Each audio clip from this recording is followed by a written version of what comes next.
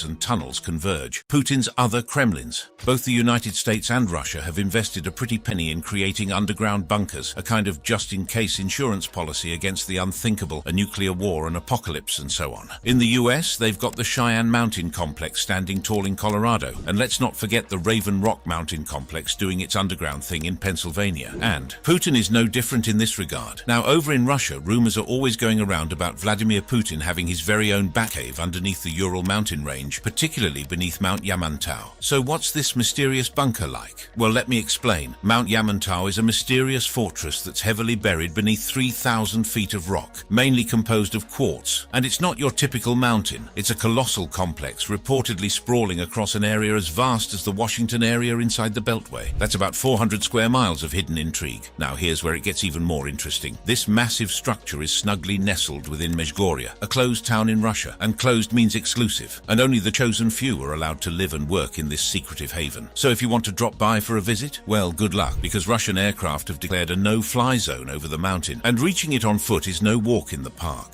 It's been whispered to be a continuity of government site, a plan B for Russia's top dogs in case of a major crisis. Think of it as Russia's version of the Raven Rock Mountain Complex, the underground lair of the US military. The catch? Russia's been playing the quiet card about it since forever. The construction was a hot topic in 1996, with officials offering a smorgasbord of explanations. It's a mining site, a treasure trove, a giant food storage, a nuclear waste dump, or a swanky bunker for Russia's leaders in case of a nuclear Armageddon. The New York Times even had a field day with the speculations. Anyway, Seth Baum, who is the executive director of the Global Catastrophic Risk Institute, says it's not shocking that Russia might have a mountain lair, just like the US. Tom Davies, an associate professor in geography, also spills the tea on Putin's potential underground sanctuary. He suggests that the Ural Mountains are part of Putin's nuclear real estate, given Russia's historical attachment to the region. In fact, it seems that Russia had set the stage with bunkers and shelters in the Urals during the Cold War and won too, providing a logical choice for Putin's go-to refuge. This period saw the strategic relocation of industries to the east of the Urals during Operation Barbarossa, and according to Davies, the Russian president can tap into a vast network of nuclear bunkers and military facilities dating back to the Cold War. The Ural Mountains likely serve as one such location as a key player in Russia's geopolitical strategy. But hold on, because there's another underground facility that Putin got a lot of shade from a couple of years back. Putin seems to have yet another hidden maze of underground tunnels beneath his Black Sea Palace retreat. And these aren't your run-of-the-mill tunnels. We're talking about a secret network approximately 50 meters below the Gelendzhik Palace's surface. And where do they lead? Straight to a mysterious bunker. First leaked by Business Insider, this complex looks like Putin had the foresight to build this subterranean fortress over a decade ago. Actually, it even predates the whole Crimea annexation saga in 2014. Yeah, you heard that right. While Putin was busy engaging in diplomatic tete-a-tetes with US presidents during the much buzzed-about reset era, behind the scenes he was playing a whole different game. And the truth is undeniable. These tunnels are Putin's insurance policy against potential revolutions or wars. Sneaky, huh? First, let's talk about the $1.3 billion palace, which is a sprawling 190,000 square feet complex perched on a rugged cliff overlooking the Black Sea. To absolutely no one's surprise, the lavish palace boasts all the awesome amenities you can think of, including but not limited to a church, a wine cellar, a casino, and even an ice rink. Talk about living the high life, right? The palace is cocooned from the rest of Russia by 17,000 acres of forest, creating a fortress vibe. Add a special no-fly zone into the mix, and you've got a place that's practically off the grid. Now let's dig into the blueprints of the palace to get a clear picture of Putin's so-called escape point. Back in 2010, Metro Style, a now defunct Russian contractor, dropped detailed maps of the place, laying bare the intricate network of tunnels on their website. These maps, revealing the underground maze, were open for public scrutiny until the curtains closed in 2016. By Putin's orders, of course. According to them, the tunnels are no joke. Two of them, approximately 40 and 60 meters long, create about 6,500 square feet of potential living space. Blast-proof? You betcha. Encased in thick concrete, these tunnels are ready for whatever may come. Fresh water? Check. Ventilation? Absolutely. Extensive cables to support VIP occupants for days or weeks? Of course. In the intricate design of this bunker, an elevator shaft links the complex to two tunnels. The lower tunnel even features a walkway to the beach along with cable racks, suggesting a setup for bringing electricity, lighting, and fiber optic cables to a command post. But what makes this setup even more intriguing is that it's not your typical government-funded bunker. Nope, it's Putin's private investment. It's like he's been playing the long game, preparing for threats and building trapdoors for his shelter or escape. Now let's talk about the last Kremlin beneath Moscow's surface. The Ramenki, also known as Ramenki Remenki 43. In the mid-1970s, the Russians discreetly constructed deep underground bunkers in this hidden district. These bunkers, shrouded in layers of secrecy, hidden entrances, and even an abandoned concrete plant, became the stuff of legends. Now let me just rewind to the 1950s, when Soviet dreams floated the idea of relocating top government and military figures to Remenki. While that grand plan didn't quite unfold, the Soviets pivoted to Plan B, creating a complex network of bunkers, all interconnected and cleverly hidden under the guise of a concrete plant. Fast forward to the mid-1970s, and there you have it. The underground bunkers were born, posing as innocent garages. Declassified documents spill the secrets, revealing bunkers that plunge a staggering 189 meters into the earth. Now, back in 1992, Time magazine spilled some details about these bunkers, citing an unnamed KGB agent involved in their construction. Allegedly, these bunkers can house a population of 15,000 to 17,000 people. Equipped with an autonomous power plant, the bunkers boast a massive stockpile of food, water, fuel, and various supplies. They even had a bakery and a car workshop. Advanced air filtering and air conditioning systems were installed, along with a waste recycling setup. The bunkers also feature a communication post, a gym, and a small pool. According to the KGB agent's interview with Time, residents could potentially live in these bunkers for up to 30 years. Now, this is where it gets really fascinating. The bunker network in the Remenki area extends to a deep underground command post that the world has never seen before. This post is linked to several others located in Moscow and its outskirts, including under the Kremlin, the Russian Armed Forces headquarters, and the Ministry of Defense. The connections are made through a secret metro line and a network of covert tunnels famously known as Metro 2. Anyway, as the Soviet Union crumbled, so did the upkeep of these bunkers. And that's all for today's video. But if you want to see more amazing content like this, click on one of the videos on your screen and I'll catch you there.